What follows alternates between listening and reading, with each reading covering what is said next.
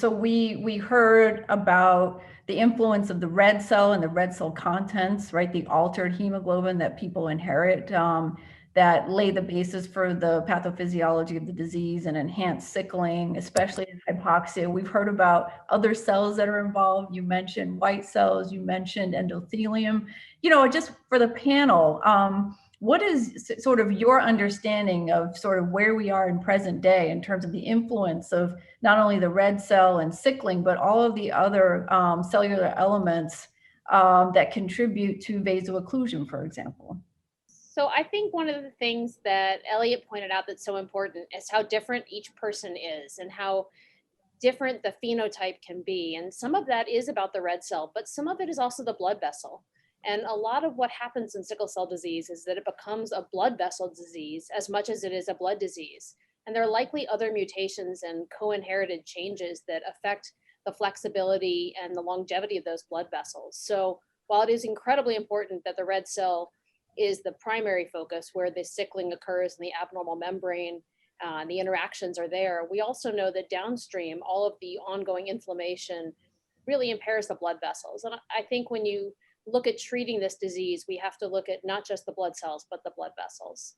Thank you, Julie. I think that's so important, and it really does segue nicely into our next discussion here. Michael, Wally did a nice job of giving us sort of a brief overview of some of the clinical manifestations of sickle cell disease. And now, keeping in mind what Julie said about the role of cells and blood vessels in the manifestations of the disease, tell us some of the more common or more concerning acute complications and chronic complications that individuals with sickle cell disease experience. Yes. So clearly the hallmark of the disease is vaso-occlusive pain episodes. Uh, this is characterized by unremitting pain to the extent that women who have delivered children have actually gone into labor ignoring the pain in labor because it is less severe than their sickle cell pain. This is not anecdotal. This is routinely. When you talk to many women who have delivered children with sickle cell disease.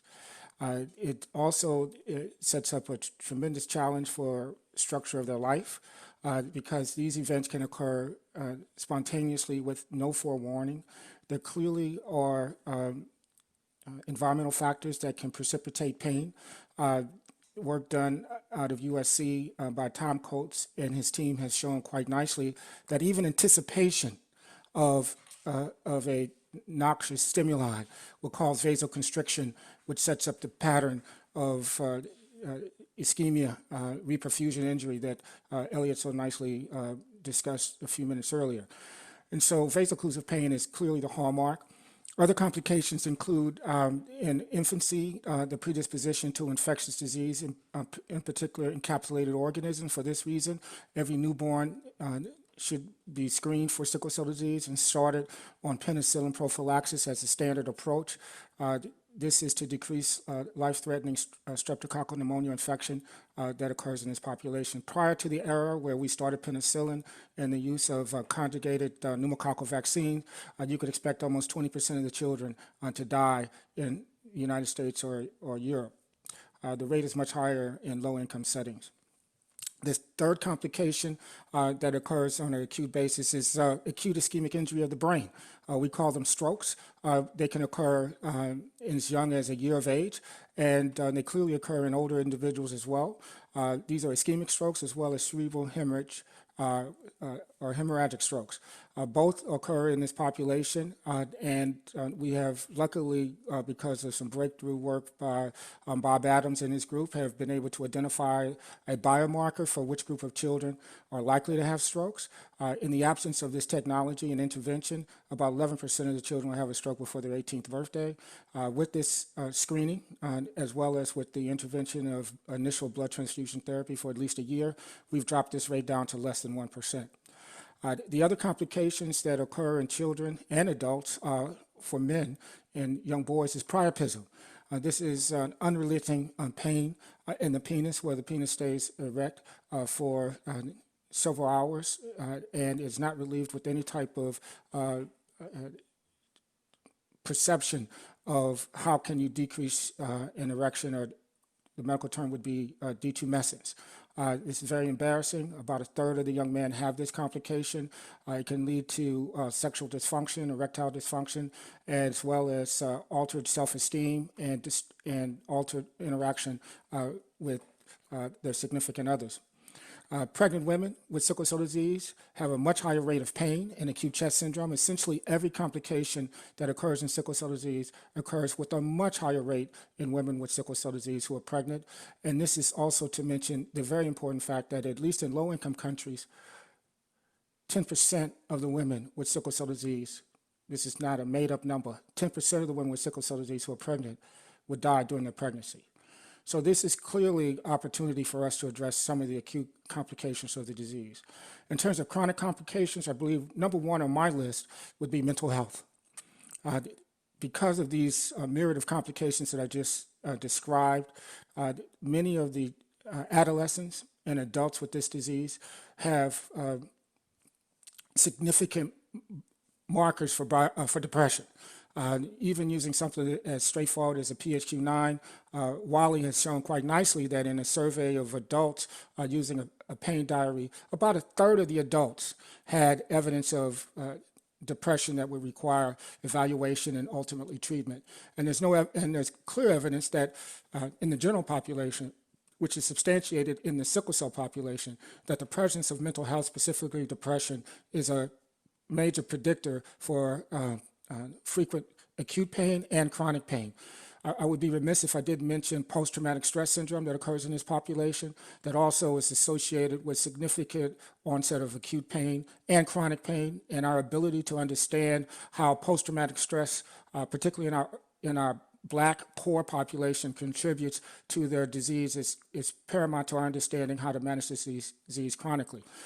In addition, there's pulmonary hypertension. A proxy for that is elevated TR jet velocity. About 10% of the patients who have an elevated TR jet velocity, these are adults, have a risk of death within 10 to 24 or 12 to 24 months after that diagnosis. So it's clearly an important biomarker for mortality in this population. Avascular necrosis of the hip is a major chronic problem. We've not addressed who's at risk for avascular necrosis. Once you develop avascular necrosis, we are subject to somewhat anecdotal experience about best management, replacing the hip with artificial hips is not optimal for a disease where blood supply is quite limited. And we're still basically at a rudimentary level in how to detect or screen optimally and manage avascular necrosis, which can be quite debilitating. Leg ulcers are another severe problem for adults with this disease, more common in low-income settings. Again, this is a problem where we are pulling at straws at best evidence to identify the subgroup at risk, and then the management strategies to prevent extension of these leg ulcers. They can become quite debilitating. They can become very embarrassing, particularly in regards to having significant other relationships and having an open wound in your lower extremity for years at a time. Kidney disease is a major complication, chronic complication in this population.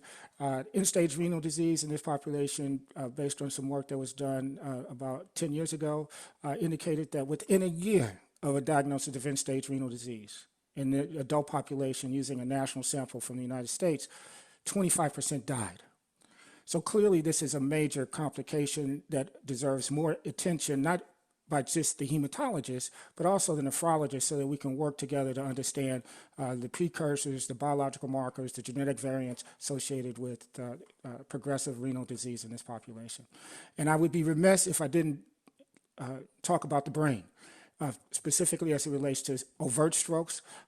As I just mentioned, in the United States, with appropriate healthcare, screening, and follow-up, we can drop the stroke risk down to less than 1%. For children, for adults, the stroke risk is still very high when compared to years going by. Somewhere in the neighborhood of 7 to 8% of adults will have an overt stroke, of course, their lifespan. And then silent strokes, which is a misnomer. Silent strokes occur in 30% of the children before they're roughly before their fifth or sixth birthday, and the prevalence increases with each passing decade to the extent that by the time they're 30 years of age, you can expect 50% of the adults to have silent strokes. And we know from the work that has been done that silent strokes are associated with a 5 IQ point drop, as well as challenges in academic performance, as well as just simply managing their disease, which has already been stated is extremely complex and requires multiple different management strategies.